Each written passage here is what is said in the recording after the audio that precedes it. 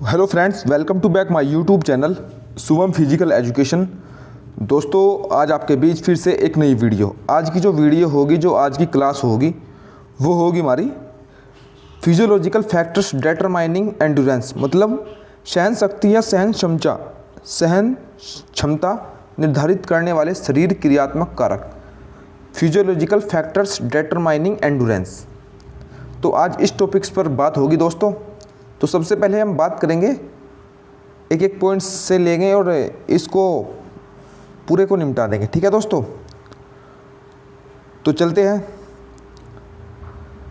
Physiological factors determining endurance, शारीरिक पुष्टि का एक अन्य महत्वपूर्ण घटक सहन शक्ति भी है, जो निम्नलिखित शरीर क्रियात्मक कारकों द्वारा निर्धारित किया जाता है। तो नंबर 1 होगा हमारा एरोबिक कैपेसिटी, मतलब एरोबिक क्षमता। तो क्या है ये, चलो पढ़ते हैं। किसी क्रियाकलाप या क्रिया को निरंतर करते रहने के लिए मांसपेशिया ऊर्जा की आवश्यकता होती है, जिसकी ऑक्सीजन की उपस्थिति में आपूर्ति की जा सकती है। अतः ऊर्जा मुक्त करने या छोड़ने के लिए व्यक्ति की कार्यरत मांसपेशियों को ऑक्सीजन की उपयुक्त आपूर्ति को बनाए रखने की योग्यता सहन शक्ति के प्रदर्शन एंड्योरेंस परफॉर्मेंस के लिए महत्वपूर्ण होती है। एरोबिक क्षमता निम्नलिखित कार्यों पर निर्भर करती है। जो हमारी एरोबिक कैपेसिटी है वो मुख्य रूप से 4 कारकों पर निर्भर करती है। Number 1 oxygen intake, number 2 oxygen transport, number 3 पर हो गया हमारा ऑक्सीजन अपटेक और नंबर 4 पर हो गया एनर्जी रिजर्व।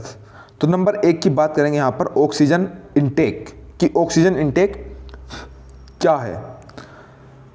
ऑक्सीजन का लेना या ग्रहण करना ऑक्सीजन इनटेक है। तो इसको पढ़ते हैं, क्या है ये। यह ऑक्सीजन की वह क्षमता है जो हमारे फेफड़ों द्वारा वातावरण से ग्रहण की जाती है। यदि वह मात्रा अधिक हो तो वह उच्च VO2 मैक्स प्राप्त करने हेतु बेहतर होती है। ऑक्सीजन का अंतर्ग्रहण प्राणाधार क्षमता पर निर्भर करता है, जो फेफड़ों के आकार, सक्रिय वायु कोशिकाओं की संख्या, श्वसन मांसपेशियों की शक्ति तथा छाती की गुहिका के आकार इत्यादि पर निर्भर करता है। किसी स्वस्थ खिलाड़ी में सहन शक्ति निष्पादन हेतु ऑक्सीजन का अंतर्ग्रहण कोई प्रतिबंधक कारक नहीं है।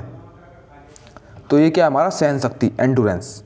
एंड्योरेंस होता है, मतलब क्या होता है एंड्योरेंस, कि अगर कोई व्यक्ति थक रहा है तो थकने की स्थिति, मतलब किसकी, फेफड़ों की वह क्षमता जो बिना थके किसी कार्य को पूर्ण रूप से करती चली जाए। ओके दोस्तों, अब नंबर 2 पर बात करेंगे ऑक्सीजन ट्रांसपोर्ट। ऑक्सीजन ट्रांसपोर्ट क्या है, तो ऑक्सीजन ट्रांसपोर्ट के बारे में पढ़ेंगे आप। फेफड़ों से रक्त में अवशोषित ऑक्सीजन की मात्रा को कार्यरत मांसपेशियों तक ले जाना होता है। ऑक्सीजन परिवहन ऑक्सीजन की उस मात्रा पर निर्भर करता है जिसे रक्त में फेफड़ों से ऑक्सीजन किया है, तथा कार्यरत मांसपेशियों तक शीघ्रता से रक्त ले जाने की वह क्षमता रक्त ले जाने की प्रवाह संस्थान पर योग्यता पर निर्भर भी करता है। रक्त में अवशोषित ऑक्सीजन की मात्रा फेफड़ों से रक्त प्रवाह की गति तथा रक्त के हीमोग्लोबिन पर निर्भर करता है। रक्त में हीमोग्लोबिन की सांद्रता जो खिलाड़ियों में लगभग 14 से 15% होती है, मतलब रक्त में हीमोग्लोबिन की जो मात्रा होती है खिलाड़ियों में लगभग 14 से 15% होती है, उसे प्रशिक्षण द्वारा बढ़ाया नहीं जा सकता। ऑक्सीजन युक्त रक्त का प्रवाह हृदय की क्षमता पर निर्भर नहीं करता। ऑक्सीजन युक्त रक्त का प्रवाह हृदय की क्षमता पर निर्भर करता है।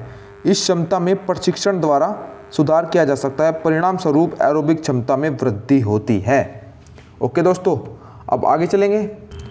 आगे है हमारा ऑक्सीजन अपटेक। ऑक्सीजन की वह मात्रा जो रक्त में शरीर में कार्यरत मांसपेशियों द्वारा अवशोषित तथा उपयोग की जा सकती है, उसे ऑक्सीजन उदरग्रहण यानी कि ऑक्सीजन अपटेक कहा जाता है। ऑक्सीजन अपटेक डिफ्यूजन की दर पर निर्भर करता है, जो आगे रक्त प्रवाह की गति, तापमान तथा रक्त में ऑक्सीजन के आंशिक दबाव तथा पेशीय कोशिका में कार्बन डाइऑक्साइड द्वारा निर्धारित होती है। उपयोग की गई ऑक्सीजन की गति तथा मात्रा माइटोकॉन्ड्रिया की संख्या, आकार तथा उसकी उपापचय क्षमता पर निर्भर करती है तथा सौभाग्यवश इनमें प्रशिक्षण द्वारा कुछ सीमा तक सुधार किया जा सकता है। नंबर 4 है हमारा एनर्जी रिजर्व्स। एनर्जी रिजर्व्स मांसपेशियों की किसी क्रियाकलाप या क्रिया को करने हेतु ऊर्जा पाने के लिए उपलब्ध ईंधन की उपलब्धता पर भी निर्भर करती है। अतः एरोबिक क्षमता, यानी कि एरोबिक क्षमता कौन सी है हमारी? एरोबिक क्षमता मांसपेशियों ग्लाइकोजन तथा रक्त में शुगर के स्तर पर निर्भर करती है। यदि मांसपेशियों ग्लाइकोजन एक निश्चित स्तर से नीचे आ जाता है तो थकान अनुभव होती है। भाई थकान क्यों होती है व्यक्ति को? यदि ग्लाइकोजन स्तर हमारा एक निश्चित स्तर से नीचे आ जाता है तो हमें थकान महसूस होने लगती है। ओके फ्रेंड्स, अब आगे चलते हैं। लंबी अवधि के क्रियाकलापों या क्रियाओं हेतु मांसपेशीय ग्लाइकोजन तथा यकृत ग्लाइकोजन का भंडार होना आवश्यक है। असाधारण दीर्घकालिक क्रियाकलापों हेतु वसा को भी ऊर्जा ईंधन के रूप में प्रयोग किया जा सकता है। ये इतनी मात्रा में उपलब्ध होते हैं कि ये जल्द ही समाप्त हो सकते हैं, अतः यह सहन शक्ति निष्पादन का प्रतिबंधन कारक नहीं है।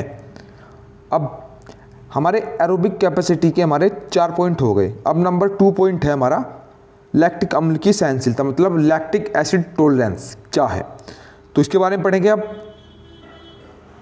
अगर हम लैक्टिक एसिड टॉलरेंस की बात करें, लैक्टिक एसिड टॉलरेंस, तो ये क्या है? एरोबिक कैपेसिटी को निर्धारित करने में अधिक सांद्रता युक्त लैक्टिक अम्ल को सहन करने की योग्यता एक महत्वपूर्ण कारक है। 40 सेकंड अथवा इससे अधिक समय तक जारी रहने वाले क्रियाकलापों हेतु लैक्टिक एसिड की सहनशीलता महत्वपूर्ण होती है। लैक्टिक एसिड को सहन करने की क्षमता में प्रशिक्षण द्वारा सुधार किया जा सकता है। यह सहन शक्ति निष्पादन में सुधार लाने में सहायता कर सकती है। अब नंबर 3 है हमारा मूवमेंट इकोनॉमी, यानी कि गतिविधि मितव्यय। इनके जो टेक्निकल वर्ड्स है, टेक्निकल नेम है, इसी रूप में याद करेंगे कि मूवमेंट इकोनॉमी क्या है, लैक्टिक एसिड टॉलरेंस क्या है, मसल्स कंपोजिशन क्या है, तो इनको हम टेक्निकल जो उनके वर्ड है, नेम है, इन्हीं से याद करेंगे। ओके फ्रेंड्स, अब आगे चलते हैं। मूवमेंट इकोनॉमी सहन शक्ति निष्पादन हेतु मितव्यय, यानी कि सहन शक्ति एंडुरेंस निष्पादन हेतु इकोनॉमी गतिविधियां महत्वपूर्ण है, जो धावक प्रदत्त गति के साथ कम मात्रा में ऊर्जा की खपत करता है। वह किसी गति को बनाए रखते हुए लंबी अवधि दौड़ना जारी रख सकता है। सहन शक्ति यानी कि एंडुरेंस खेलों में सही तकनीक ऊर्जा की बचत कर सकती है। उदाहरणतः तैराकी में यदि सही तकनीक का प्रयोग किया जाए तो 20 से 30% ऊर्जा की बचत कम की जा सकती है। मितव्यय यानी कि इकोनॉमिक्स गतिविधियों हेतु अच्छे धावक अपने गुरुत्व केंद्र को कम ऊंचा उठाते हैं ताकि उनका अनावश्यक गतिविधियां कम से कम हो। ओके फ्रेंड्स, अब नंबर 4 पॉइंट है, लास्ट पॉइंट, मसल कंपोजिशन। मूलतः मांसपेशियों की फाइबर 2 प्रकार की होती है, स्लो ट्विच फाइबर तथा fast Twitch fibre. Slow Twitch fibre को क्या बोलेंगे? रेड मसल फाइबर, और फास्ट ट्विच फाइबर को क्या बोलेंगे? White muscle fibre. Okay friends, slow Twitch fibre aerobic गतिविधियों द्वारा एंडुरेंस क्रियाकलापों हेतु काम आती है। में लंबी अवधि तक कम स्तर पर शक्ति उत्पन्न कर सकती है। यही कारण है कि वे सहन शक्ति क्रियाकलापों हेतु सर्वश्रेष्ठ है। वस्तुतः विशिष्ट मैराथन धावकों की टांगों में 90% से भी अधिक स्लो ट्विच फाइबर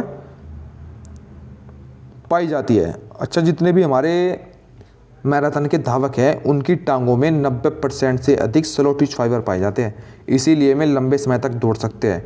एंडुरेंस पावर अधिक होती है उनमें। Okay friends, in slow Twitch fibre की प्रतिशतता आनुवांशिक रूप से नियंत्रित होती है। तो आज मैंने आपको पढ़ाया, क्या पढ़ाया मैंने आज आपको?